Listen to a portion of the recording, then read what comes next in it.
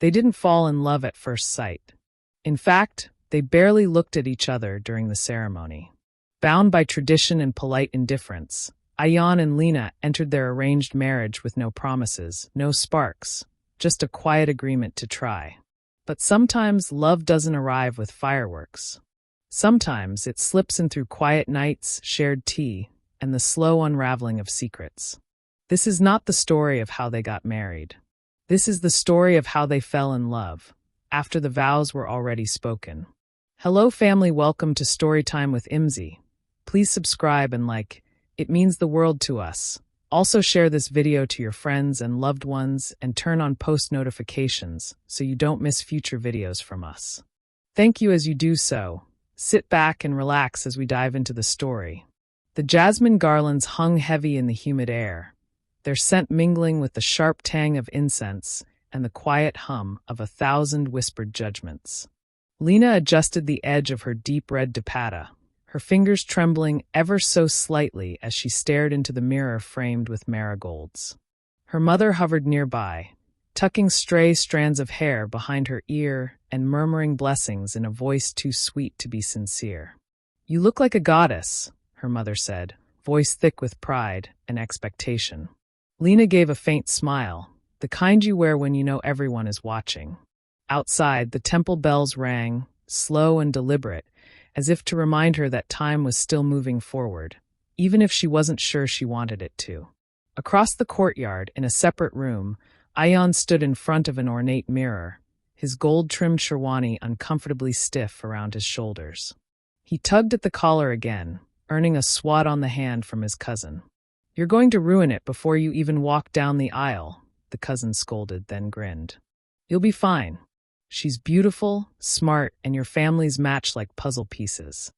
"That's the problem," Ayaan muttered under his breath. "It's all a puzzle.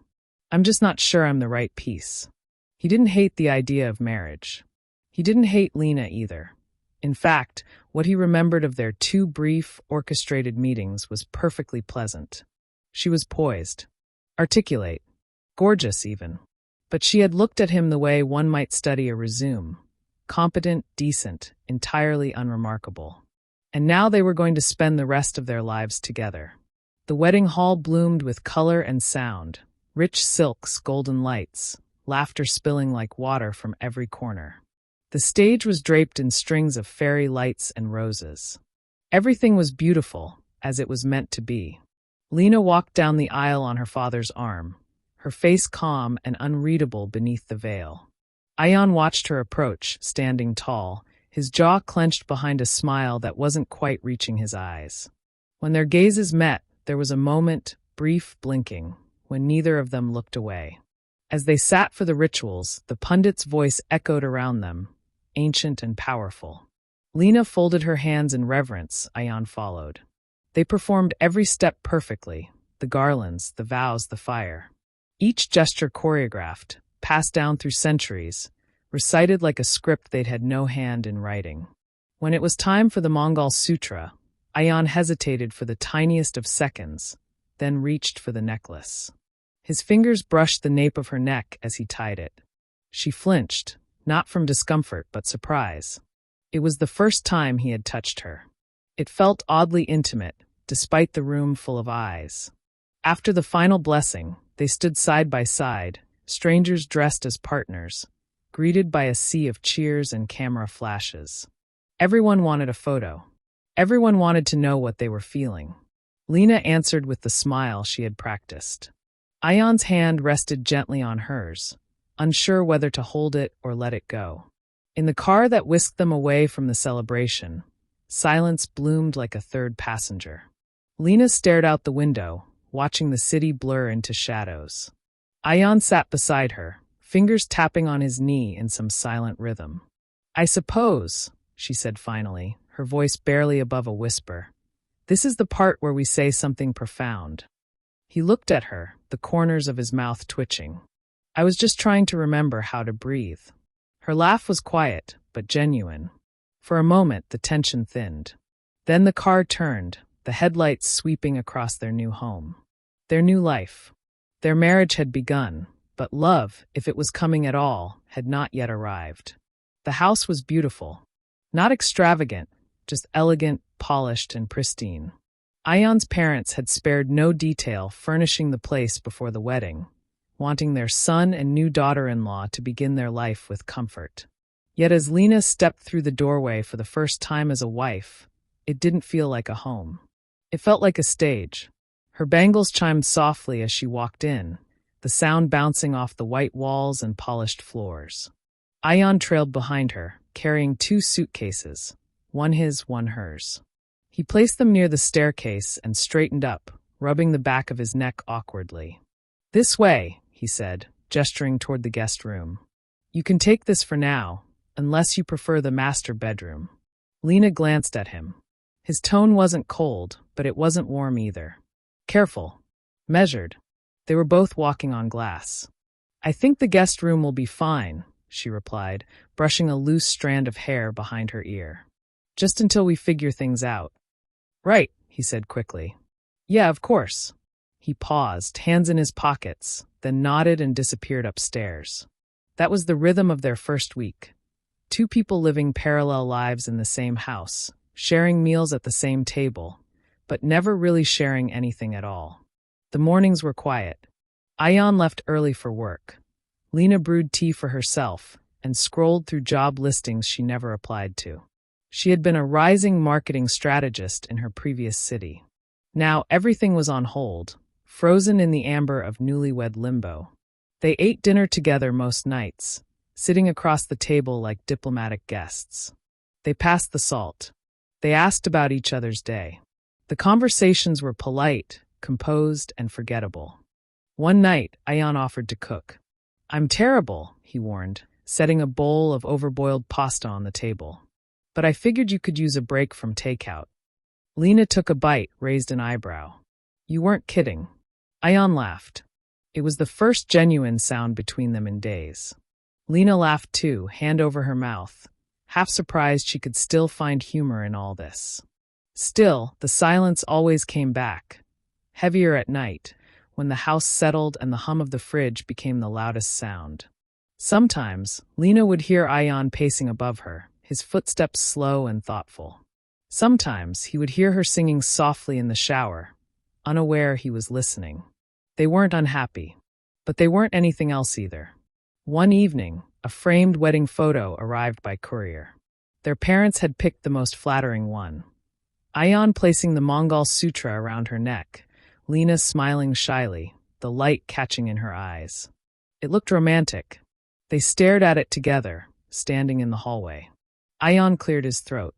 "We should hang it up," he said. Leena didn't answer right away. Then she nodded. "Maybe later." That night, the picture sat on the floor, leaning against the wall, waiting to belong somewhere. The rain began just after midnight, soft at first, then fierce, hammering against the windows like an argument outside the house. The wind howled through the narrow gaps between the doors, and the power flickered once, then vanished altogether. Leena blinked in the sudden dark from her place on the living room couch, the book in her lap instantly forgotten. A deep sigh left her lips. "Great," she muttered, getting up. She felt her way toward the kitchen for a candle. Upstairs, she heard the low thump of movement, Ayaan's footsteps. A moment later, he appeared at the top of the staircase, a flashlight in hand, dressed in a plain t-shirt and sweatpants, his hair a little messy from sleep. "I think the transformer's blown," he said, voice thick with sleep. "Do we have candles?" "In the drawer under the sink, I think." "Let me." "I've got it," she said quickly, a little too quickly.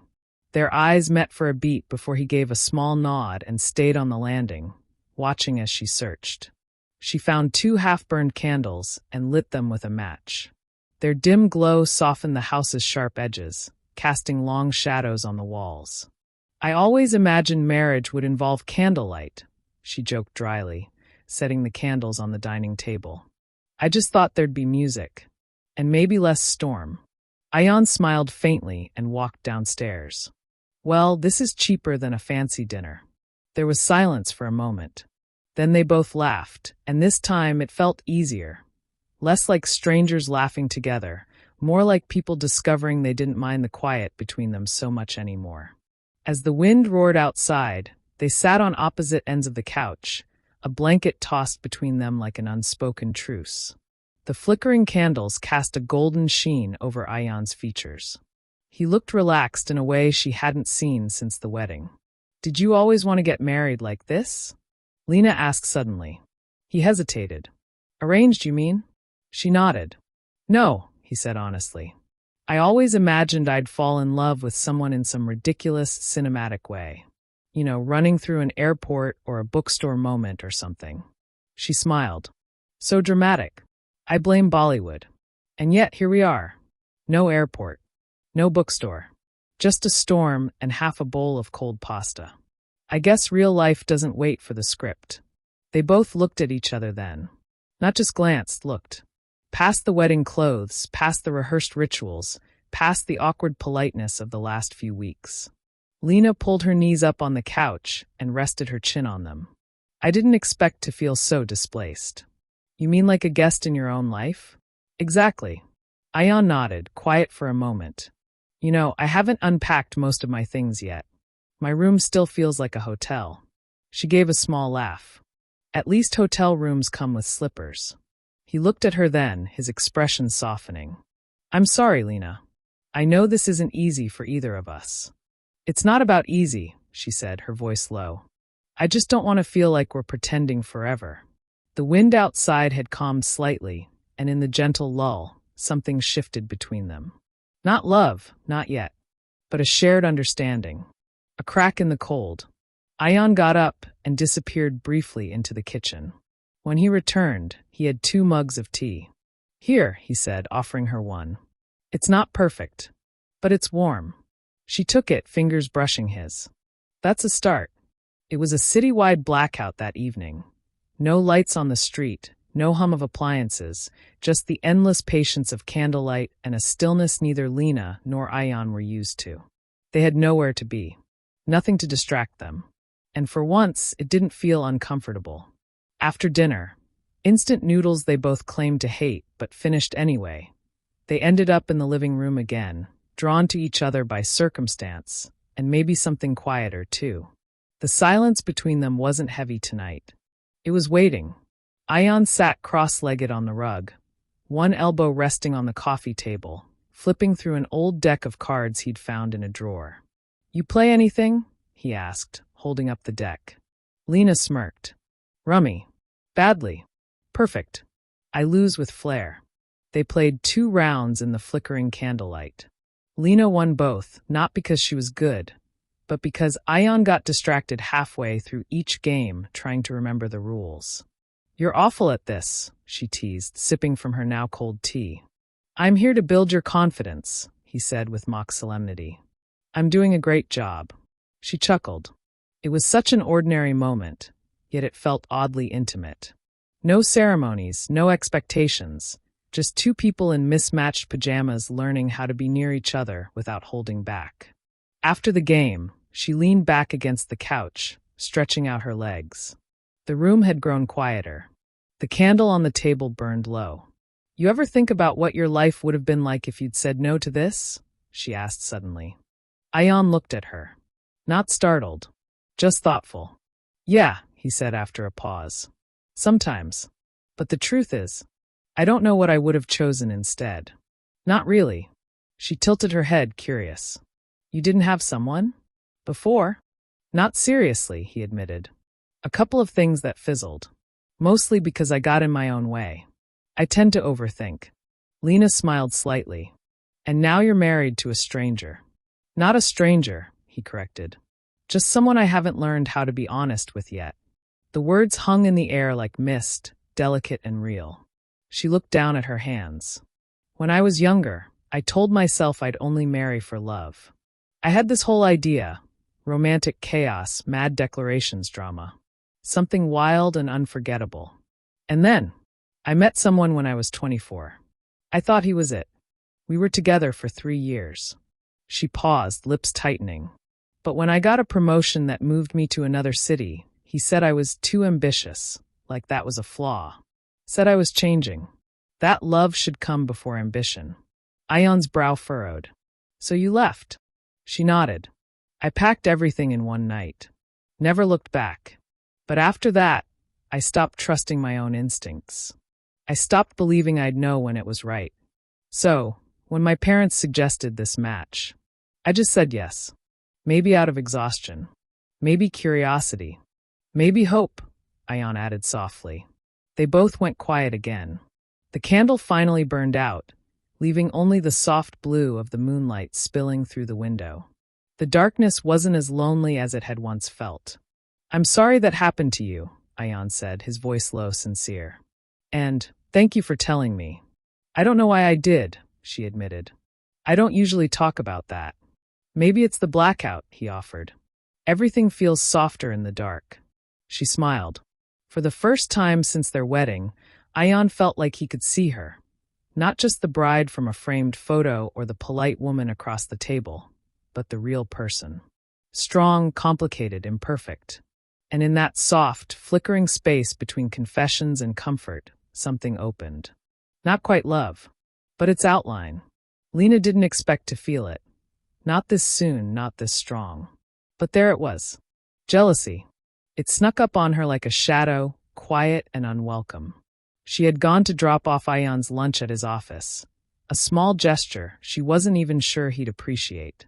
It was something her mother had once said wives should do. She hated that reasoning, yet found herself doing it anyway.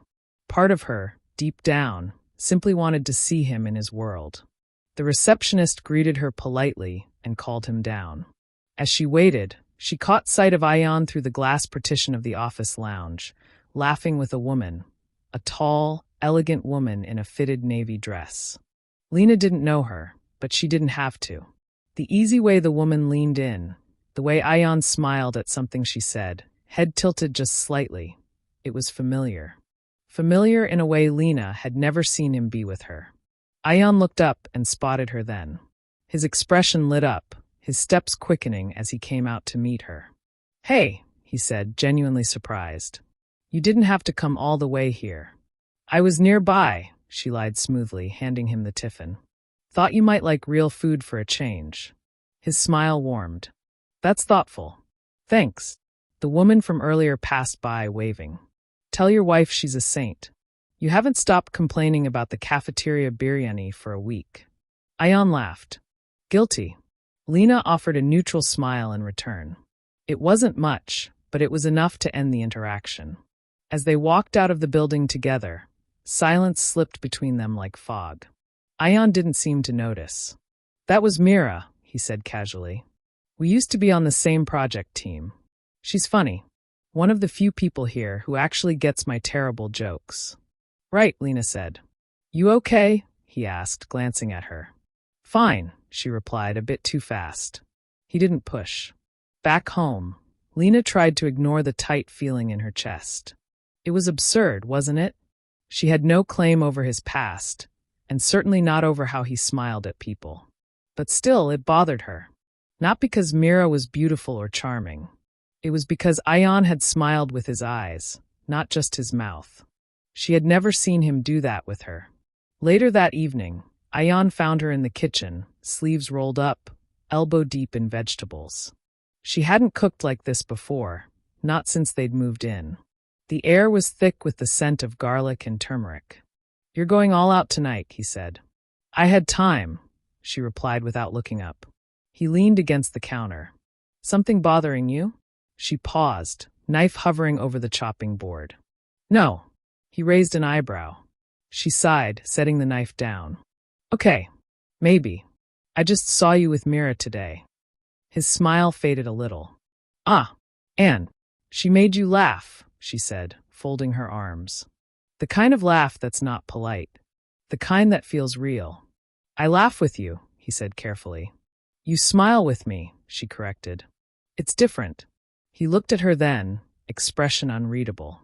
"Do you want it to be different?" That caught her off guard. She hadn't expected him to ask.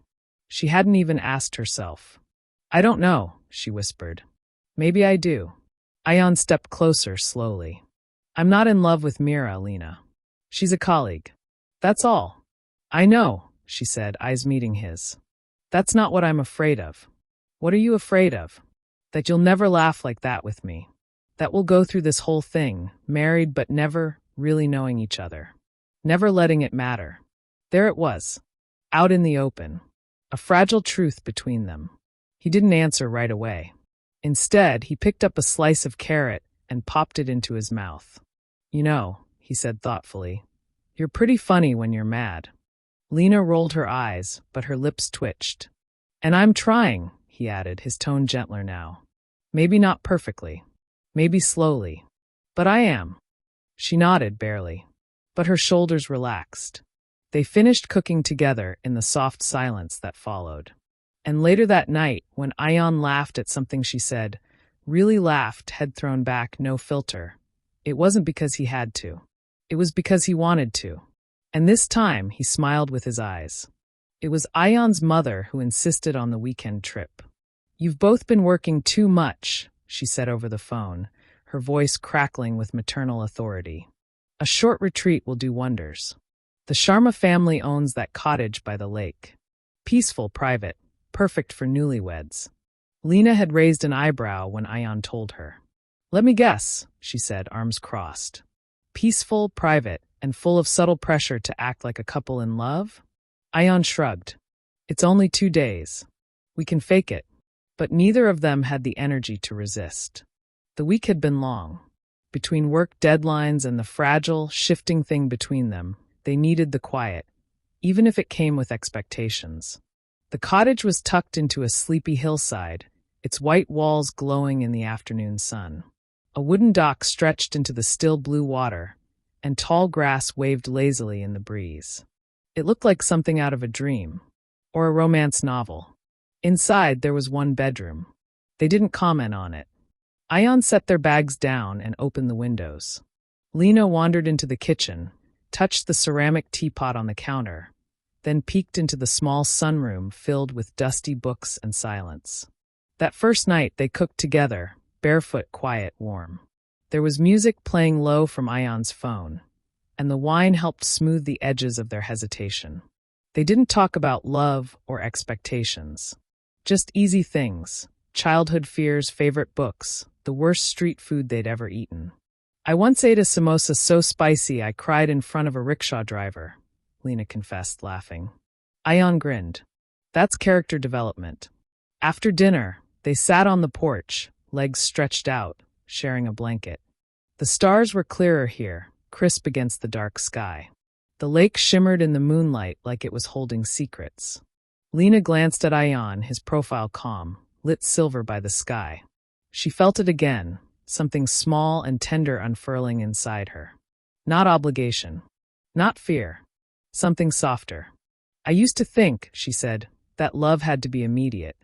Electric. But maybe it can be quiet too. He turned to her, eyes searching hers. I was afraid we'd never even reach quiet. The porch fell silent, but it was a good silence, shared, intentional. Later, back inside, Leena stood in the doorway of the bedroom. Ayaan was already on one side of the bed, reading a book he wasn't actually focused on.